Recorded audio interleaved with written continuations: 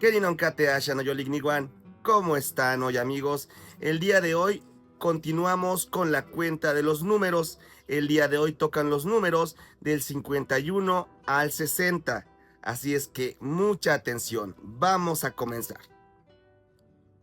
Ome poal guanmaj tlalguanse. Ome poal guanmaj tlalguanome. Ome poal guanmaj tlalguanyeyi.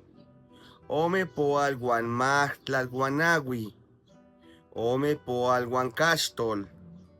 Ome poal guancastol guanse. Ome poal guancastol guanome.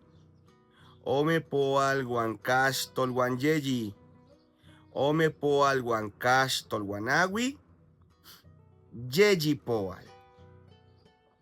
Y estos son los números del 51 al 60. No te pierdas los próximos videos porque tenemos que llegar hasta el 100. No te pierdas aquí mis videos donde conté desde el 1 hasta el video que tengo el día de hoy. Bueno, espero que te sea de utilidad. Onkatimomati. Ahí nos vemos. No olvides seguirme y aprende lengua náhuatl conmigo.